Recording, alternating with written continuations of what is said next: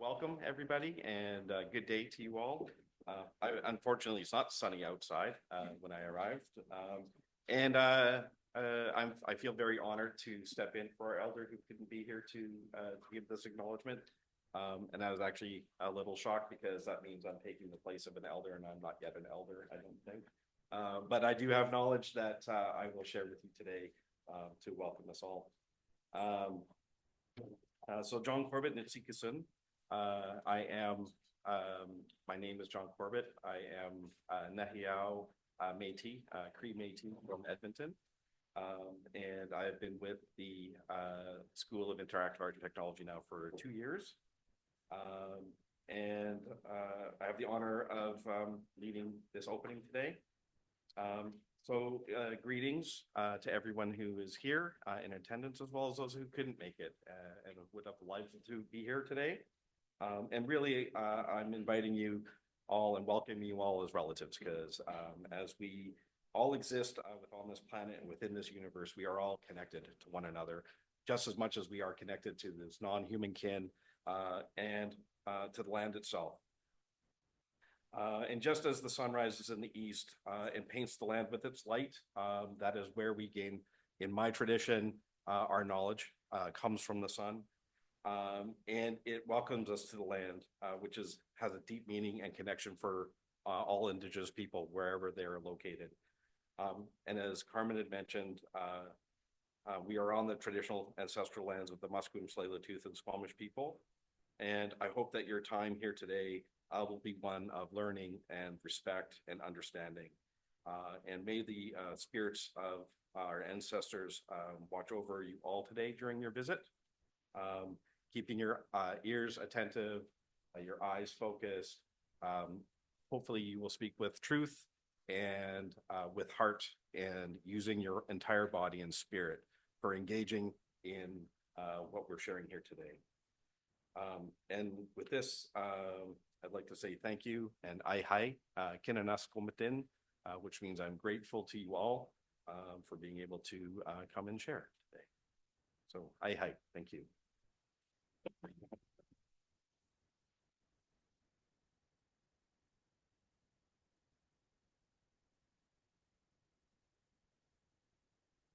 Just going to make this a little lower. How's that?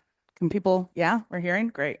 Fabulous. Thank you so much, John, and thank you, Carmen. And now I have to do that thing where I make it so that I can see on my phone. Thank you all so much for joining us for today's Community in Practice event organized around the theme of disability justice.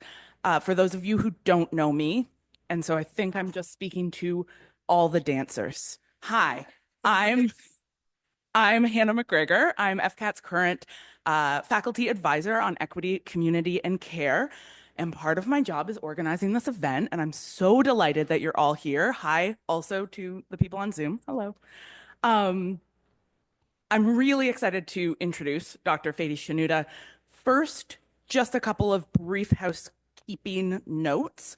So we've got folks in person here in the room, and of course we've got folks on Zoom. Hi, Zoom. Fady's going to speak for about 45 minutes, and then we're going to have time for a Q&A afterwards. Folks here in the room, there are microphones that I am pointing at right now. You can either get up and ask a question in a microphone, or you can throw up a hand and somebody will bring you a microphone. But we'll use the microphones for questions so that people on Zoom can hear them. If you are on Zoom, hi Zoom, you will use the Q&A function. We've turned off the chat just because we don't want to monitor it. So the Q&A function is active. You can ask a question through the Q&A function, and Brendan is going to be your cyber voice and ask your question out loud for you here in the room. But that's for after. First, let me tell you a little bit about our speaker. I first encountered Fady's work the same way I encounter everything in the world, which is through a podcast.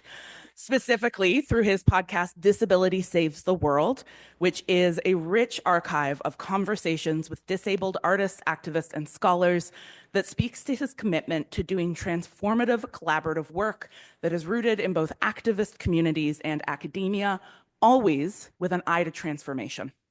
And appropriately enough, Fady is an assistant professor in the Feminist Institute of Social Transformation at Carleton University. What a great fit. He serves as co-director of the Disability Justice and Crip Culture Collaboratory and as co-editor of the Disability Culture and Politics series at UBC Press. His scholarly contributions lie at the theoretical and pedagogical intersections of disability, MAD, and FAT studies and involve socio-historical examinations of the interconnections of colonialism, racism, ableism, saneism, fatmesia, and queer and transphobia. He has published scholarly articles in disability and MAD-related issues in higher education, in Canadian disability history, in anti-fat bias in medicine, and community-based learning, which we'll have a chance to talk about more this afternoon during our workshop. But for now, please join me in welcoming Dr. Fady Shanouda.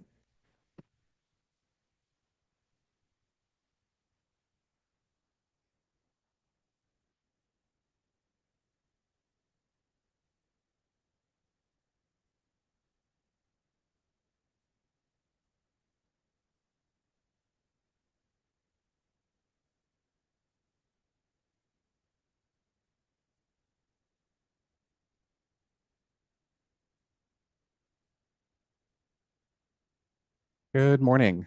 Is it working, kind of, the mic? Yes? And we can't see the captions anymore.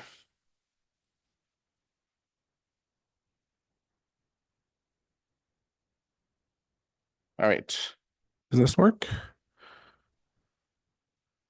Uh, okay.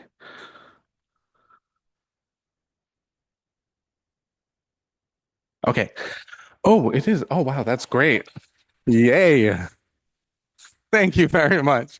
The tech people save the world also. Good morning, everyone. Thank you for coming to hear me speak. My name is Fady Shanouda. I use he, him pronouns, and I'm honored to be here today. Before we begin, I want to thank Dr. Hannah McGregor for the invitation to speak today. I also want to thank Maria Barba for all the help booking travel and accommodations and the setup. I look forward to the discussion after my presentation, to lunch this afternoon, to some of the activities that are scheduled later on today. So I'll be talking about how the current accommodations model in higher education is failing those of us with body-mind differences, and how through increased carceral measures, it's getting worse.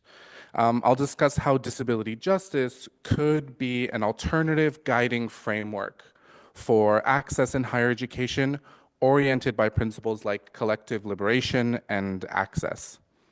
It's a custom in disability communities as part of producing access to start gatherings like these with a few preliminary exercise, a visual description, a territorial acknowledgement, a check-in, and content warning. If anyone is interested in producing more access, you're welcome to take on some of these exercises and adopt them. So for those joining us who are blind or who have low vision, I want to describe myself and what I'm wearing. I'm a tall, fat, tan, cisgender man with long, brown, curly hair and green glasses. I'm wearing a white button-down shirt under a black sweater matched with black pants.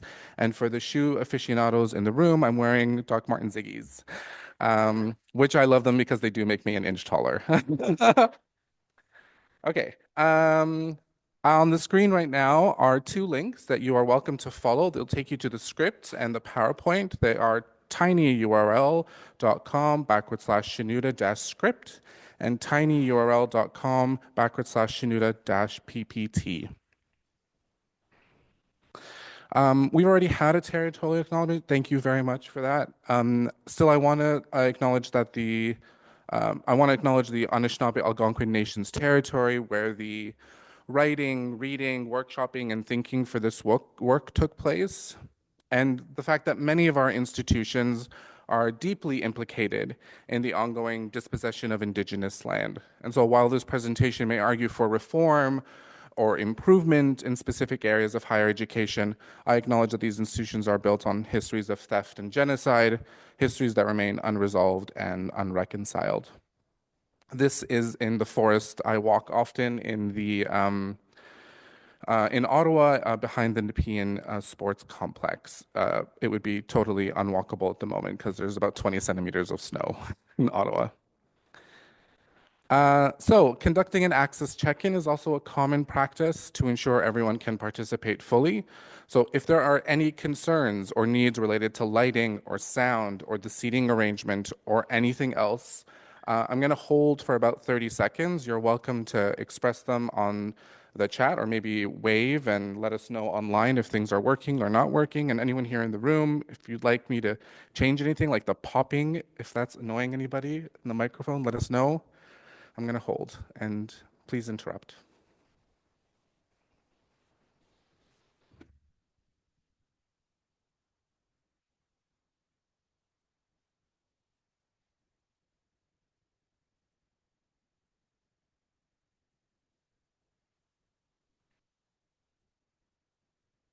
Yeah, go ahead.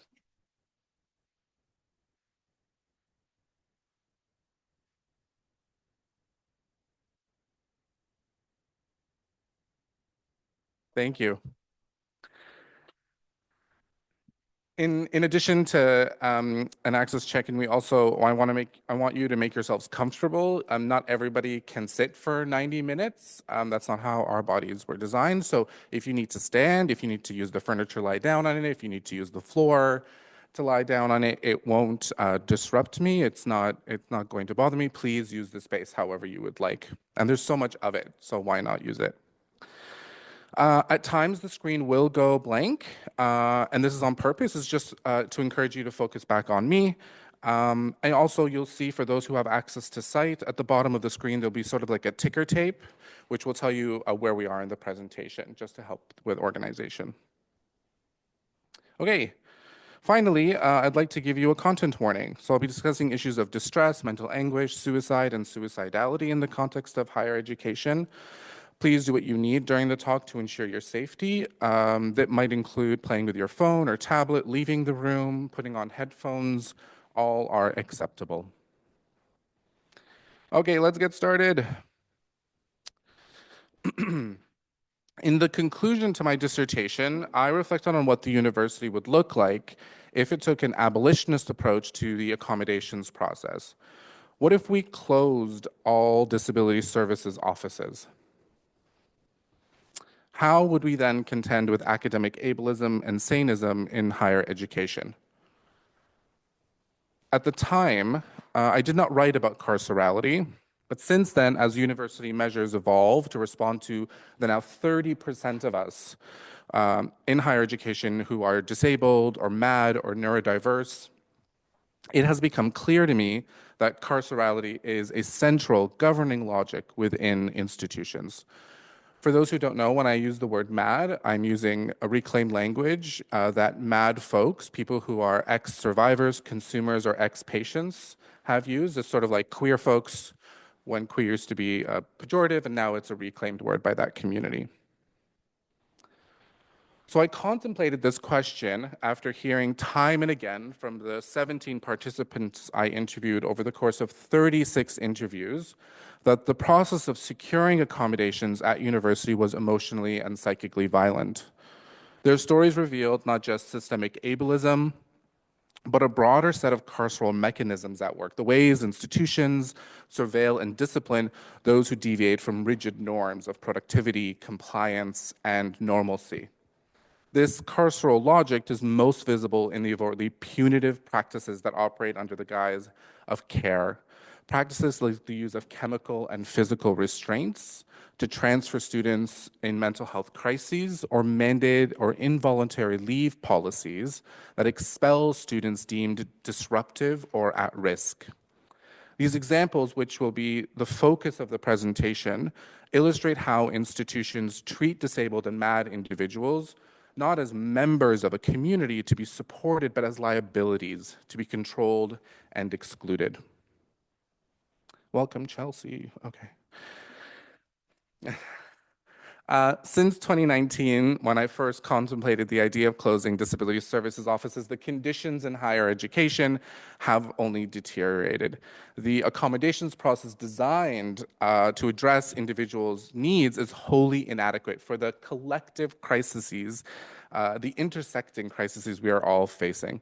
A global pandemic has fundamentally altered our sector. Federal policies, frozen tuition rates, and reductions in international students have precipitated a financial crisis that is set to reshape higher education permanently. Student movements, including recent encampments in support of Palestine, they've brought universities closer to militarized forces, reshaping our relationships with police.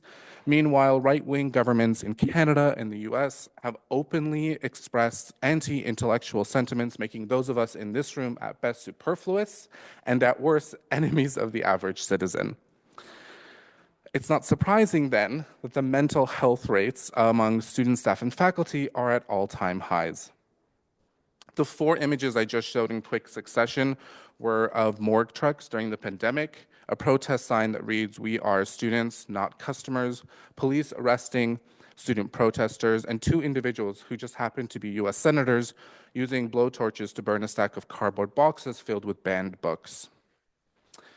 So I want to visually map this, some of this that I'm talking about to ensure my argument and concepts are going to be clear.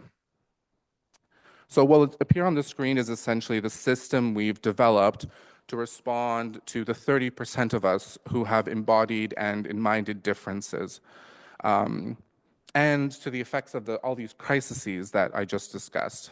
So it is a system that I argue that is theoretically and methodologically founded in carcerality. This influences our accommodations process. That is the process of securing simple accommodations, extra time on tests, a note taker, modifications to assignments or workloads, the wellness complex, which is something I'll talk about in a little bit, but things like hotlines or the health and counseling services, meditation and mindfulness workshops, resiliency training. These are meant as sort of teaching us how to respond to these ongoing crises in what it's like to live in a debilitating world. Part of the complex are now measures like restraints and mandated leaves. The accommodations process was never designed to address the complexity outlined in the previous image, nor is the wellness complex creating space to sort of understand a crisis, to unfold naturally, for us to go through crises without judgment or inflicting forms of self-responsibilization. And wellness and accommodations are the disability rights model, right? They ensure that the university is meeting its bare minimums under the current laws. And so here is where disability justice comes in. This is a completely alternative framework to conceptualize and respond to differences in higher education. So let's break some of the concepts down. The introduction is the longest part of the presentation. I just got to set it up. Okay, accommodations are individualized changes that rely on medicalized proof of disability. So the process is described by Ellen Samuels as biocertification, right? It's a process of pathologizing individuals through various forms of bureaucracy. My work argues that the process requires individuals to align with rigid, institutionally sanctioned medical or identity categories that often miss the mark. People are compelled to disclose intimate, often traumatic personal details to get basic needs met. And these violent processes are normalized and framed as part of the deal of securing accommodations. And these acts of pathologization are also acts of containment, of policing differences to fit within spaces never designed for us. And so biocertification is essentially this process of going to the doctor and getting a medical expert to verify that you have a disability or mental health issue. Unfortunately, we know that that process doesn't always happen naturally, and oftentimes when you go when you need something, right, you need more time, you need extra help, you need modifications, you have to actually distill complex life issues into a medical term that may in fact not explain what you're going through, right? And that is the process of biocertification. Intertwined with this accommodations process is another system explicitly designed to address mental health on campus, which I have been mapping with part of a larger project on sanism in graduate school praxis with another team of people. So this concept is not my own. So we call this the wellness complex, or the wellness industrial complex. It's an expansion of Gunter's concept, and we use it to describe how well-being is now downloaded onto specific actors in higher education, while obscuring the structural forces that produce distress. The wellness complex emphasizes self-responsibilization while erasing the impact of systemic contributions to poor health, such as capitalism and neoliberalism, which have shaped neo-corporate education institutions at the expense of students and workers. I'm just going to take a sip.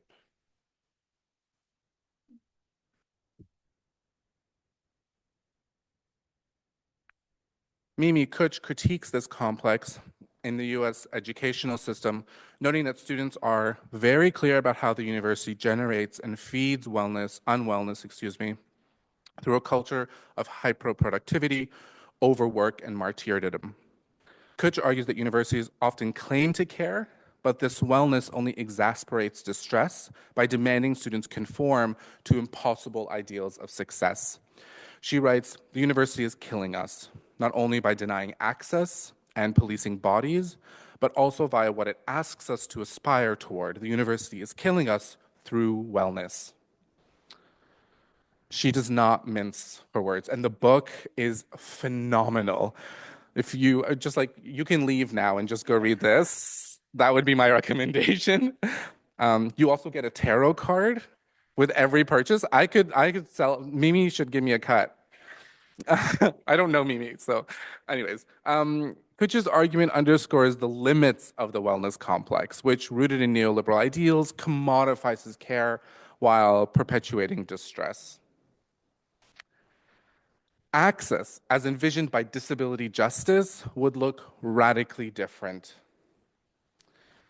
Disability justice emerged in 2005 through the work of disabled activists of color, including Patty Byrne, Stacey Milburn, Mia Mingus, Leroy Moore, Eli Clare, and Sebastian Margaret. Their portraits are on the screen.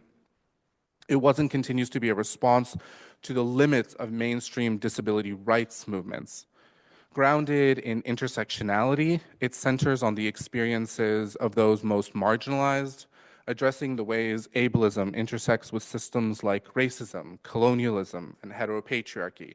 It is rooted in principles like interdependence, anti-capitalism, and collective access. It envisions a world where all body minds are valued and access is relational, not conditional. All 10 principles of the framework are on the screen, including the 4 I did not mention: commitment to cross-disability solidarity, sustainability, recognized wholeness, collective liberation. I think the one that's particularly important for us, especially when it comes to mental health, it's in fact what, was it John? What John said about human, non-human relations. It is this idea of interdependence. We have services for faculty, for staff, for students, but anyone who's worked here for a long time knows that this only functions because we are a community and a collective, and in fact, we rely on each other. So why aren't services much more integrated and collective? Why aren't responses to things like the things we need much more interdependent? In fact, when the system is interdependent, it relies on all of us in order for it to function and work. Thus, access in higher education, envisioned through this model, starts with an understanding of disability as relational, entangled, produced with exchanges, and therefore is a result of give and take with other humans, non-humans, and more than human elements. It does not rely on individuals taking on an identity category or pathologizing their body-mind to secure entrance. It fundamentally understands that we all have material or affective needs. Access always already imagines your whole self within a space.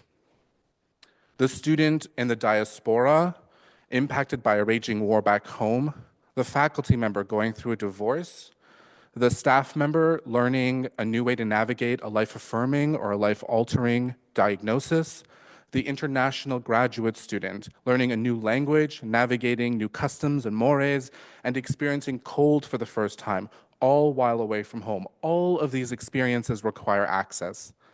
But within the accommodations model, they would be denied unless each person endured the lengthy, invasive process of biocertification.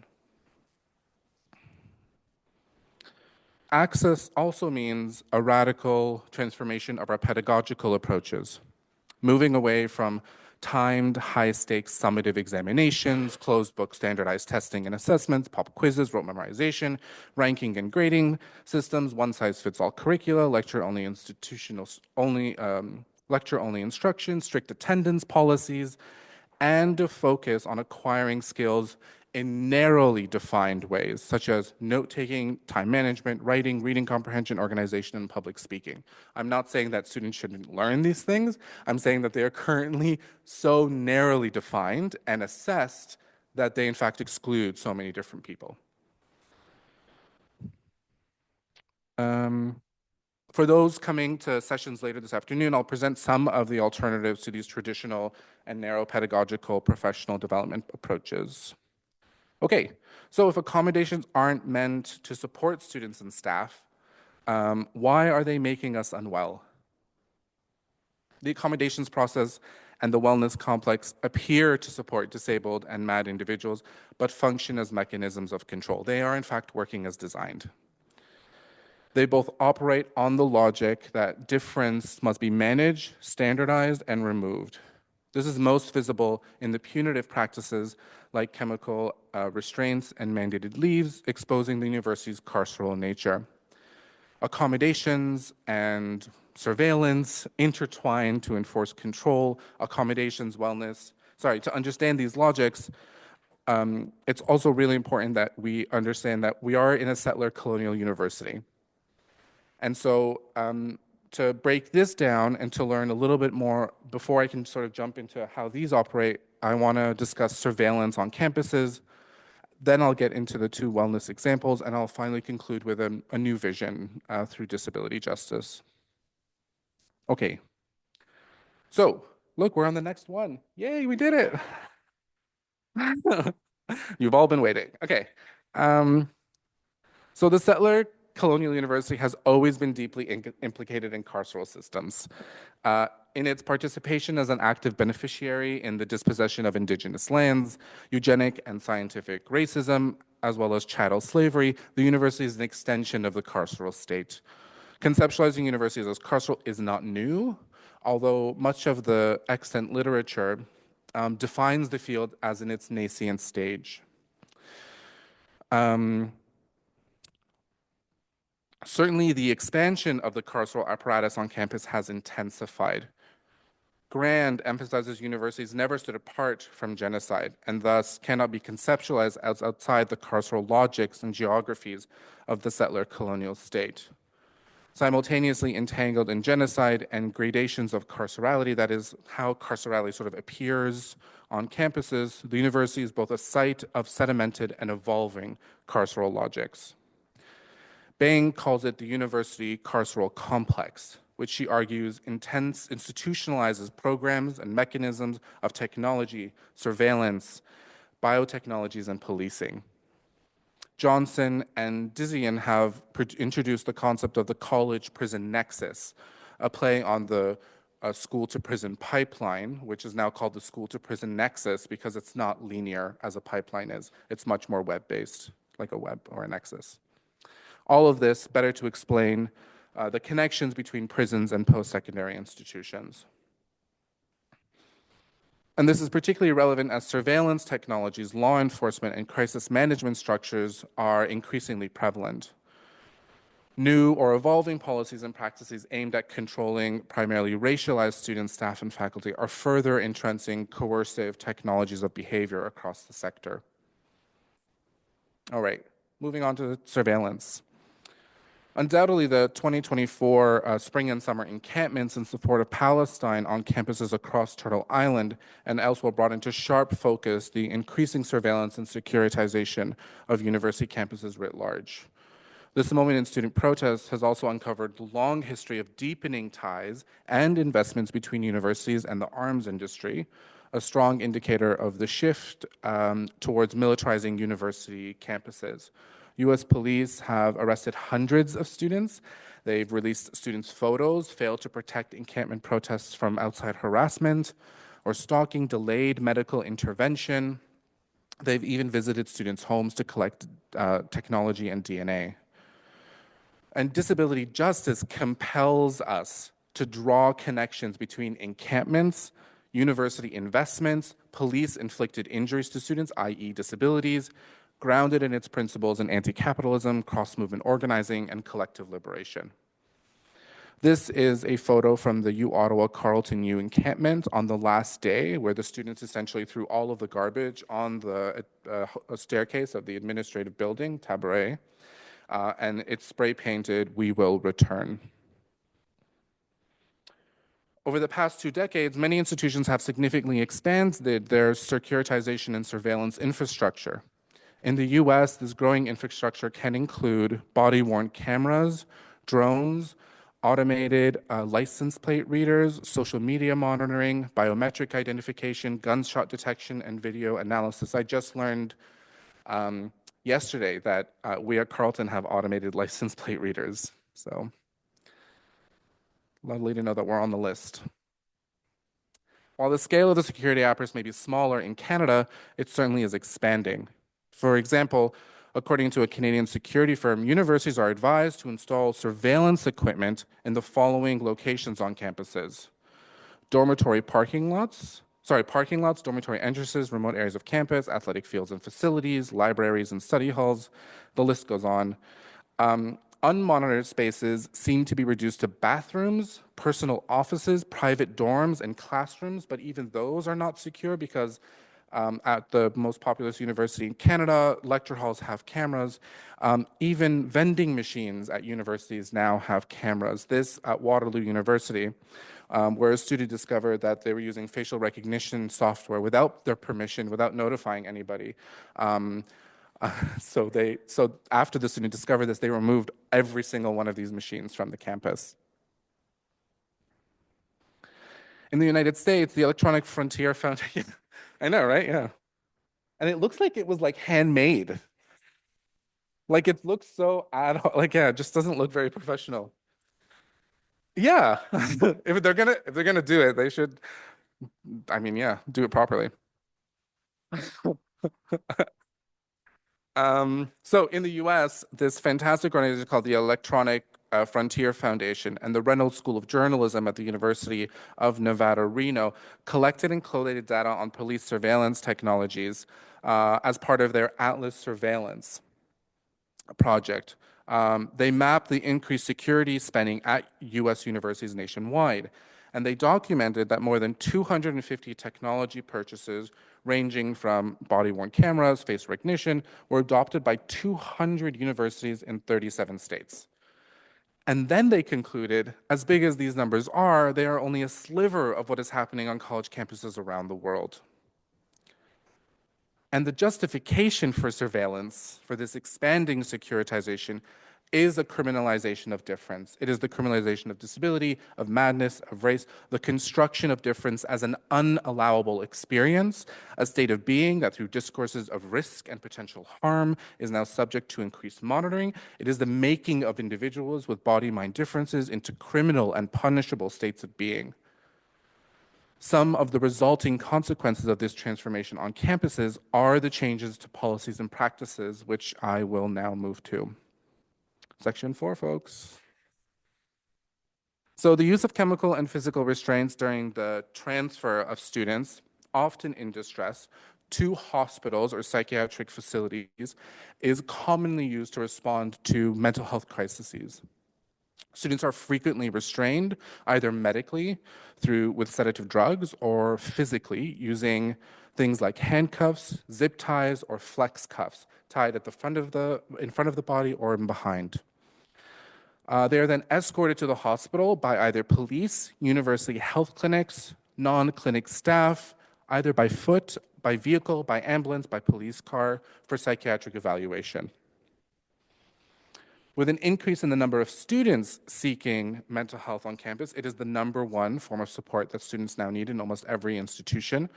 The number of mental health transfers, according to a recent study, has increased by 30 to 50% since 2024. So this was published in 2021, 2019, no, 2021. So it's about 9 years or so of data. According to a 2021 report reviewing the role of campus police at one Canadian institution, the number of Form 1s that is documented. So a Form 1 is the paper that you get that allows for an involuntary stay in a psychiatric ward. It rose by 36% in just 3 years.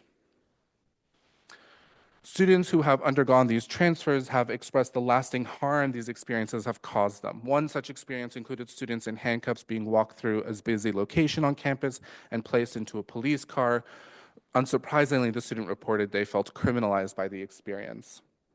The inclusion of police in transfers or even wellness checks can lead to significant harm. Police presence often leads to unnecessary escalations of violence. For example, some of you might remember this case at a university in BC. An RCMP officer responding to a wellness check found a semi-conscious student. The dormitory security surveillance cameras show that the officer proceeded to handcuff this semi-conscious student, drag them, and step on the student. I am not showing you any pictures of this. The student suffered immensely from this officer's brutality: bruises to the face, broken blood vessels to the left eye, swollen right eye, and bruising to the right temple. The RCMP officer involved in this incident received 2 years of probation for these actions. So cameras, even when they're there, don't seem to benefit those who are harmed.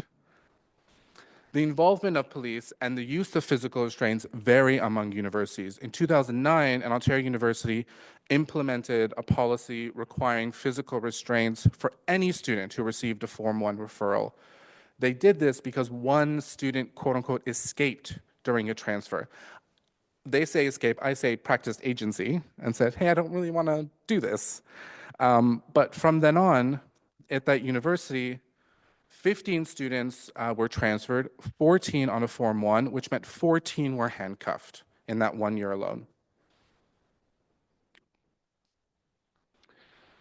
Additionally, a study showed that police were commonly involved in transfers from 7 of 11 university clinics, and in nearly all transfers from 5 of 11 clinics, and handcuffs were used used during transfers from 2 of the 11 clinics. Of course, every university, all 94 universities in Canada have clinics. 11 was the total number in this one study. So the university essentially criminalizes feelings and experiences it deems dangerous for the individual and the institution. Carcerality reorders the institution to make police presence on campus a necessary condition of safety, and one required to ensure the removal of difference through violent apparatuses. It is well established that racialized and Indigenous individuals are far more likely to have experiences with the police than any other group, and this is true on and off campus. None of the studies here hold or control for race in any of their sort of data collection. So this is an area that generally requires more study. Of the 2 folks who filed human rights complaints at the university upon their treatment, both of those individuals were racialized. So it's important to know that the people who were treated the worst, the ones who are actually the one who was violently treated by the police, is a racialized person. So involuntary or mandated leave of absence policies are the clearest example of the carceral turn in universities. These policies forcibly remove students from the institution, keeping them out in ways that contain the madness and the mad body outside the institution. One of the more populous Ontario universities established such a policy in 2017, 2018, the University Mandated Leave of Absence policy. It takes effect when a student, one, poses a risk of harm to themselves, others, causing significant disruption to the educational process or the university community in general, or two, which is the way more disturbing one, is unable to engage in activities required to pursue an education. Very broad, incredibly broad. The policy covers any student who the university and its delegates in chairs, department heads, supervisors, teaching assistants, even fellow students who deem person can or cannot meet the academic learning environment's demands, regardless of diagnosis, disclosure of mental health, or signs of distress. So this policy can take effect really as someone just complains. And so this is a new level of carceral surveillance that inevitably, whether by design or not, turns every university member into a potential subject or informer. We may conclude from this that Bentham's panopticon no longer relies on the watchtower or the guard or even the round structure of the prison to control its subjects, but is now effective in its diffused state. One is being observed, and the observers are everywhere. The new policy received unprecedented opposition from the community and legal organizations. The Ontario Human Rights Commission expressed concern, requesting the university delay implementing the policy, and cited the university's failure to consider its duty to accommodate. This is the disability rights language, right? They have a duty to accommodate up until undue hardship. The commission stipulated that the policy raises human rights concerns and appears to allow the university to immediately put the student on leave and withdraw essential services like housing, health, and counseling. I mean, just peer-to-peer communication, etc. Often at a time when a student is in crisis. The university rewrote certain sections in response to the commission's concerns, although it remains largely the same. I'm showing you, so this is from the varsity, and this is the HORC's response after the university released its, responded to their claims. It's my favorite thing in the presentation because I love when lawyers get sassy. So because they use like just, they still have to be professional. So this professor who wrote it said, there was a period when the Ontario Human Rights Commission had concerns about the policy, but these concerns were addressed in the revised policy that was eventually passed in 2018.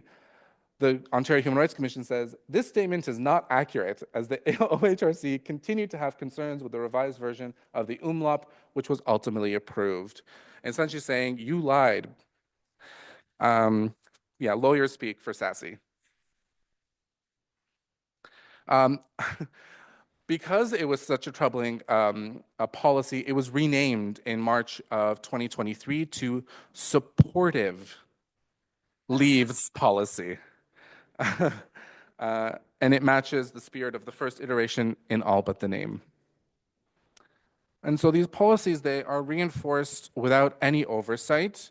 Rarely are student unions or student groups or legal representatives part of the case management team. Appeals may go through the provost's office with no external third body independent reviewer. And I can tell you about a whole process of how students actually have to return, because there's an entire return to campus process that often requires students to engage with the psychiatric and medical system, even if they don't want to. And these policies can be found in Canada, the US, the UK. In the UK, they're called fitness to study policies. Someone has done a study of the mandated leaves across Canada. Of all the universities, they found that 11 universities have incorporated involuntary mandated leaves as part of their mental health response. Other universities now bury pseudo-mandated leaves in their residence rules, and some don't have any at all. And yet they still practice this process. In 2016, a student was evicted in such a case following their second student suicide attempt. The letter they received from the university, which they selected to publish with CBC, stated, The type of example, this is at the bottom here, the type of example your actions support have no place in an academic learning environment. This is a conclusion that individuals in distress or have experience of suicidality not only do not belong, but are fundamentally incongruous with the imagined tenets of an educational environment. And it perpetuates the effective violence against mad folks whose knowledge and expertise are not only peripheral in this case, but are contained outside of the university and its space. They and their knowledge, including ways of being, are constituted as risky and dangerous to the other, to the order and standards of educational environments. It follows that the most efficient removal techniques available are those that already exist in spaces designed to contain, confine, and control. And so the carceral landscape in higher education thus functions the way it was designed, and it intentionally and detrimentally keeps in and out particular body minds to ensure the sanest status quo. Ultimately, the decision to evict the student was overturned just 2 weeks later. The student told the reporter, "I just felt like I needed a safe place to stay where I could try to work this out in my head, where I can feel comfortable. They took that away from me." Throughout the presentation, I've laid bare the systemic failures of the accommodation model, the wellness complex, and the carceral structures embedded in higher education. These failures are not incidental. They are features of a university system designed with disability, madness, or difference in mind. Yet, as disability justice reminds us, we must move beyond critique to envision new possibilities. And that's what I want to do now. Disability justice asks us to reimagine the university as a space of care, interdependence, and collective liberation. It compels us to reject the logic of exclusion, whether through surveillance, restraint, or mandated leaves, and instead build systems rooted in solidarity and accountability. Imagine a campus where access is woven into the fabric of every classroom, every meeting, every policy. A campus where crisis is met with care, not containment, where the experiences of distress, suicidality, and anguish are not criminalized but honored as vital parts of a shared humanity. This is not a utopian fantasy. I am an Aquarius, but it is not a utopian fantasy. It is the work of, it's already being done by disabled activists and scholars, by mad communities and abolitionist organizers. It is work that requires us to confront the violence of the present while committing to a radically different future. Because as long as the university prioritizes liability over care, as long as it polices differences rather than embracing it, it will remain complicit in harm. But by centering disability justice, we can begin to transform it. We must ask ourselves, what do it mean to build universities that do not accommodate but affirm, that do not surveil but support, that do not expel but embrace? The answers won't come easily, but they are worth pursuing because they are rooted in the radical collective hope that disability justice inspires. I think too often critiques of the university's shortcomings end without offering solutions. And so I think the question a lot of people might have in the audience is, yes, things are bad, but what should we do about it? And I think from a disability justice perspective, one way to contend with the distress, suicidality, and mental anguish on campuses, beyond cutting out security and surveillance measures, is to acknowledge that crises will eventually affect all of us who engage, create, and play within these spaces. Starting there, doing that, and then reimagining the accommodations process, potentially doing away with it, for one that thinks about shared responsibility will be one step. But what happens when the crisis you're experiencing extends beyond the classroom, beyond things like requests for extra time or extensions or ASL interpreters or described images or slide decks before the classroom or modifications to assignments? One participant had an answer for this. In a recent roundtable about distress and suicidality at higher education, they said, "Why isn't there a crisis center on campus?" This question goes back to critiques of the wellness complex. Universities provide hotlines and other limited resources, but where's the actual support? Besides the need to move beyond traditional and harmful pedagogical approaches, divesting from companies complicit in war and violence, resisting the militarization of campuses, addressing the extractive labor practices, and undoing the neoliberal corporatization of the university, just a tiny list. There's also a need for spaces that can respond to the crises on campuses. So imagine with me a crisis center, a place where people in distress could seek immediate help without the fear of surveillance, transfers, eviction, or expulsion, a space to receive care and support, access to medical staff, a pharmacist, a quiet place to rest, or even just a person to talk to. This space could provide care rooted in Western, Indigenous, and alternative medical practices, ensuring a diverse selection of care is available to the community. It could offer emergency housing for students, staff, and faculty and their loved ones. The center could house a food bank, responding to the growing food insecurity across campuses. It could also house a daycare facility, making it possible and accessible for parents and caregivers who need care but don't have the support with which to leave their children. It could have quiet, sensory-friendly spaces with adjustable lighting, soundproof walls, and accessible features for those who are neurodiverse or experience sensory overload. For those navigating substance use issues, harm reduction kits, including naloxone and fentanyl test strips, could be available in addition to education and support, grounded in a judgment-free approach.